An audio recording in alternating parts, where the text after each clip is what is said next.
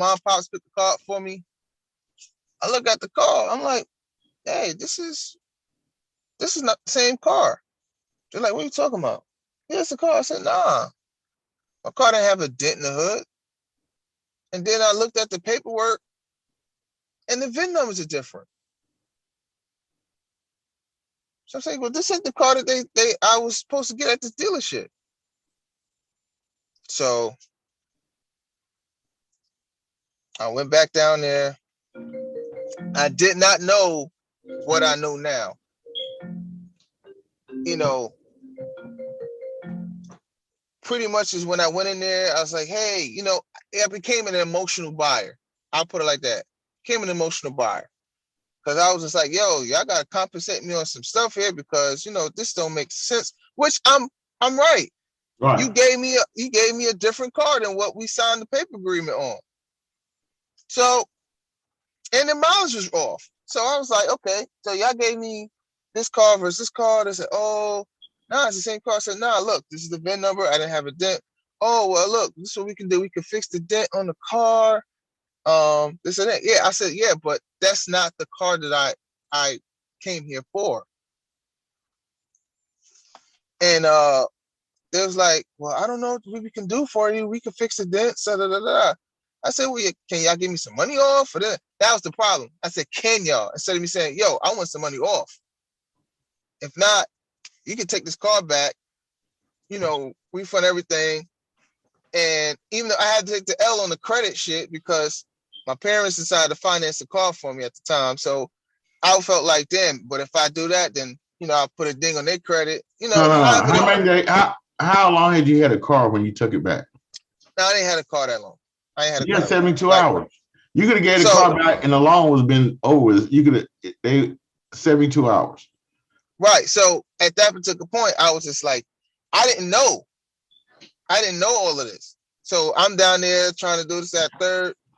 And I had an option to get my car back, but I felt like, damn, but you know, I felt like I needed something new because I felt like I needed something more reliable instead of me thinking like, yo, if I just took the time, put the money in this car here, the amount of money that I had to pay, the car was like $9,000. I could have took that same money that I'm forking out every month in payments and paid to fix my shit, and probably would have still lasted longer than that shit because that computer's still running. So, long story short, you got to have confidence. You got to know what you're doing, and it's okay to say no. You know, and you know the thing about certain things in school, we wasn't teach all of that in the school where I was coming up at. Like we got economics, like we were starting to get stocks and shit like at the end, like my last year of high school, or you know, we're coming towards the end.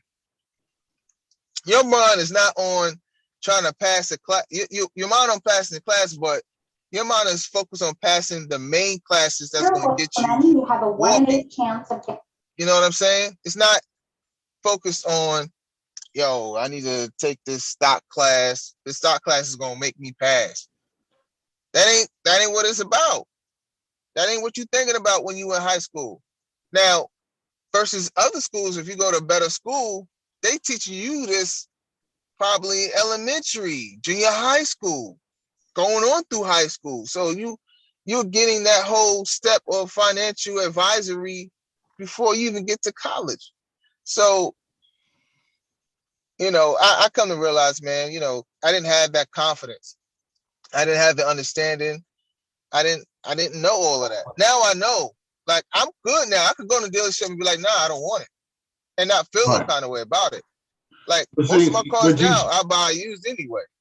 But you shouldn't have to go in a dealership and feel that way and go through that when your neighbor doesn't have to go through that. You know, treat others as you have them treat you. So that salesman wouldn't want to be treated that way himself. So he should think of that. Right, because the neighborhood I was living in, you know, was pretty decent at, pretty decent. I mean, it was in the hood, but it was pretty decent. Like majority of the cars there was nice kept cars. I'm not saying all of them was luxury cars, but they were fair, good cars on the block. You know what I'm saying? So my car is the only car really on the block that really sticks out like a sore thumb. You know what I'm saying? But I should have been okay with that because I was okay with the other cars from when I had from before. After that It was your incident, friends. It was your friends, bro. They made you feel like you needed a new car. probably that did have a stake in it. That did kind of have a stake in it. Certain friends I had at the time. When you get clowned on and stuff like that or whatever. After that incident, hold on. The people who clowning on you, do they have cars? Not at the time, no. So, so why the fuck did you care with someone who didn't have? That's like right. So see, we got to talk about this for 1 second. Little kids, I want y'all to understand. If someone's ragging you on something that they don't have, they're jealous. Don't let jealousy make you define yourself, because that's what's happening. Their jealousy is making you redefine yourself, which is crazy. It's crazy when you think about it. It is crazy. So after that incident, and then the economic crisis hit, 2008, lose my job, stuff like that. Couldn't afford the car no more. So luckily I had a friend that was in a better financial situation than I was to take the car off my hands, which, because it was struggle for me, because remember, I still got this car under the cosign. I still got to pay for this car. I'm not the type of person. Did the car get paid off? Yeah, the car got paid off. So I took whatever I had left, or whatever my boy did, and pretty much for me, I ended up just breaking even. Mm-hmm. Like I just had enough to just pay the car off and give him. I didn't care. I didn't want nothing extra. I just wanted just enough money just to pay the car off, and I could just flip it over to him. That was the whole thing. And from there, I made a little bit of mistakes on the way, but I never dealt with that kind of situation. Far as dealerships and stuff like that is concerned. Now, as far as the people selling cars, other people, that's another podcast. But going through that situation and knowing, That's 3 podcasts. Probably 3. So going through that situation, I now know that I'm not buying a car. I'm not getting nothing financed unless I could actually pay it in full, or damn, they're close to paying it off.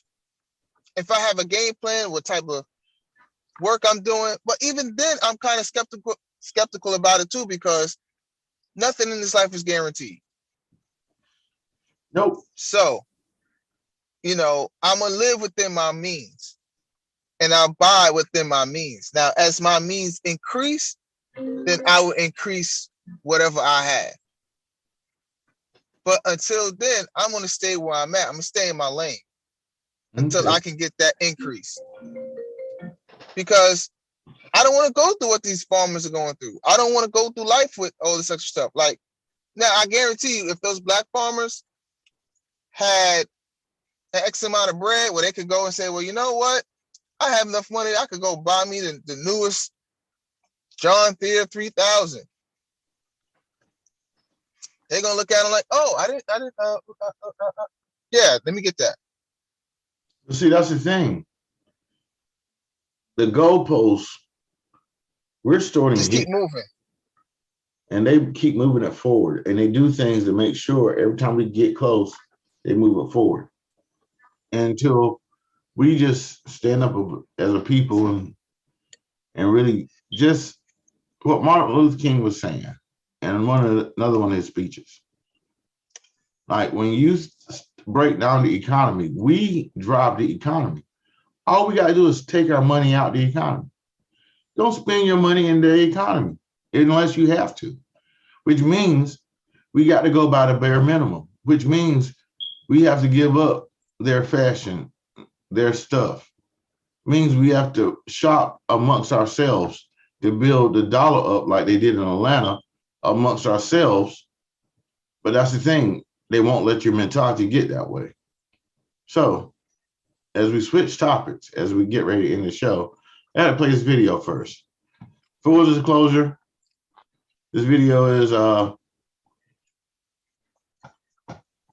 for the adults. So this is for us men. I want you to just listen because you might need this. If you're a woman, you have a 1 in 8 chance of getting breast cancer during your lifetime. In its early stages, there may be no symptoms for detecting breast cancer, but as the cancer grows, there are changes that both women and men should watch out for. A lump or thickening, such as a mass, some swelling, some skin irritation or distortion in or near the breast or in the underarm area. A change in the size or the shape of your breast.